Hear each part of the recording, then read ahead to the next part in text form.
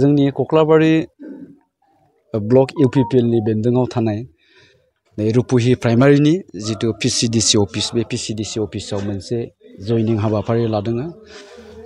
12 एपिबि नि दैदेनगिरि सोद्रोमाफ्रा दिनै इउपिपिएल हान्जायाव इउपिपिएल हान्जानि देरहागोनखौ रोखा नुहुरनानै एबा इउपिपिएल हान्जानि जितु आइडियोल'जि बेखौ मोजां नुहुरनानै जोंजों आखाइ हमफैदों। दा बिथांमोनखौ जोङो बरायनानै लाबाय, खोब गोजोननाय मोनदों।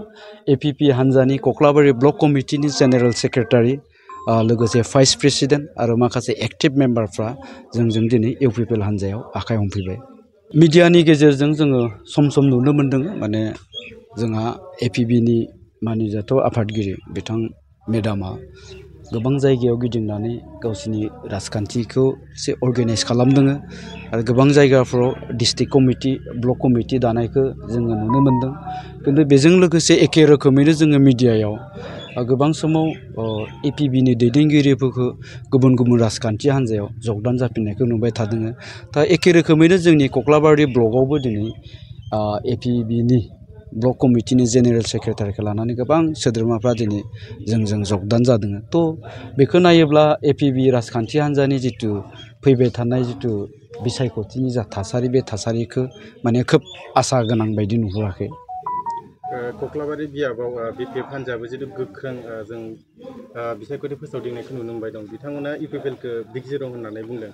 थारैनो इउपिपिएलआ बिग जिर'मोन नामा कक्लाबारि बियाबाव? दिनैनि समाव नैबे जिहेतु बिसायख'थिया खाथियाव सफैबाय, बिटिआरनि जा बिसायख'थि बे माने सेप्तेम्बरावनो जानो थांगासिनो दं।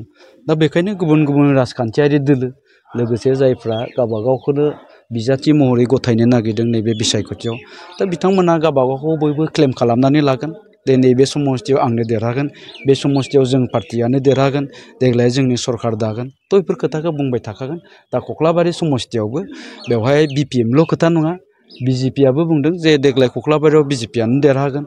आरो बेजों लोगोसे कंग्रेसआबो बुंदों, कंग्रेसआबो गेलेगोन देग्लाय कक्लाबारियाव, जे कंग्रेसआबो देरहाखागोन होननानै बुंदों। जे गुबुन गुबुन जायफोरा बिसायख'थि गेलेगोन दिनैनि दिनावहाय कक्लाबारि समस्थियाव, बिथांमोना बयबो क्लेम खालामनानै लादों।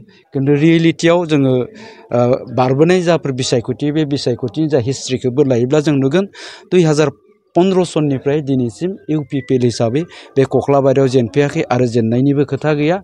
मानोना कक्लाबारि समस्थिनि बयबो रायजो राजा बिथांमोना जोंनि ओनसोलखौ अल राउन्ड डेभेलप खालामनांगौनि थाखाय बारलांनाय बे मोनथाम मोनब्रै बिसायख'थियाव इउपिपिएलनो भट होबोबाय थादों। गाबोननि दिनाव जायफ्रा थांनाय 5 बोसोर 6 बोसोरनिफ्राय इउपिपिएलनो भट होबोबाय दङ, दिनैनि दिनाव बिथांमोना गुबुन पार्टिनो भट होनायनि खोथा गैया। दा बेखायनो आं बुंगोन, जाय जियानो बुङाथों माने बे कक्लाबारि समस्थियाव इउपिपिएल हान्जाखौ दिनैनि दिनाव रावबो फेजेननो हानाय नङा। हानि समस्यानि खोथा बुङोब्लाथ' हानि समस्याथ' दिनैनि खोथा नङा। हानि समस्याया जोंनि माने गोलाव समनि समस्या। बे समस्याया जेलानाखि बिपिएफआ सिगाङाव जिखिनि माने गोलाव सम माने सरकाराव दंमोन, बे समावबो जोंनि हानि समस्या दंमोन।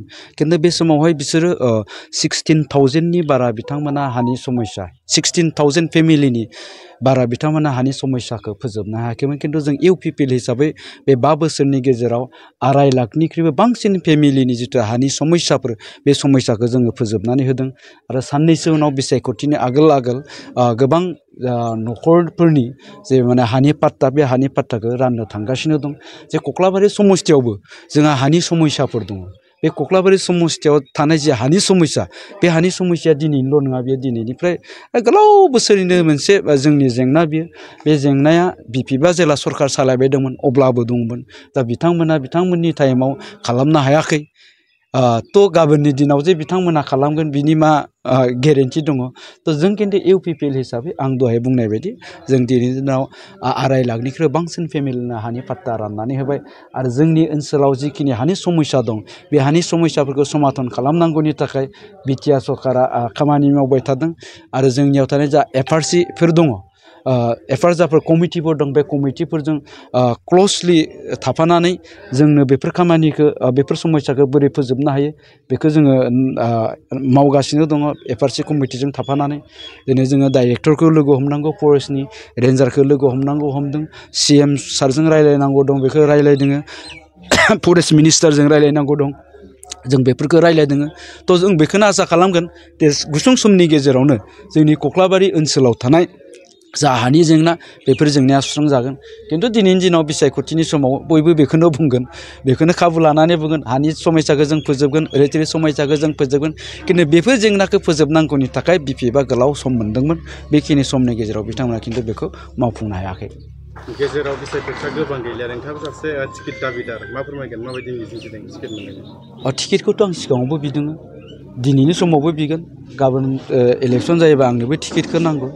थ' बियो आलादा बाथ्रा जागोन जायखिजाया आं दिनैनि दिनाव जितु UPPनि सासे दैदेनगिरि आंनाव मोनसे दायित्व दङ UPP हान्जाखौ जेरैखि जाया जोङो कक्लाबारियाव जिहेतु देरहाखागोन बे देरहाहोनायनि बिबाना आंनावबो थागोन आरो फैगौ समाव जिहेतु UPP हान्जायानो सरकार सालायनो थांबाय दं बे दिनैनि दिनाव गेरेन्टेड बे आं बुंनाय बाथ्रा नङा बे आं सा बिजिरनानै बुंनाय बाथ्रा नङा जोंनाव जितु इन्टारनेल सार्भे रिपर्ट बे सार्भे रिपर्टनि गेजेरजों जों दिनैनि दिनाव बुंगोन जे गाबोननि दिनाव जुदि बिसायख'थि जायोब्ला UPPआ 25थानिख्रुइबो बांसिन समस्थियाव देरहानानै सरकार दानो थांगासिनो दं थ' आंनि बाथ्राया उनाव जागोन खिन्थु नैबेखौ बुंगोन आंबो सासे दाबिदार मोननाय मोनैनि खोथाया उनाव जागोन खिन्थु दिनैनि समाव जोङो जोंनि पार्टिनि थाखाय खामानि मावबाय दं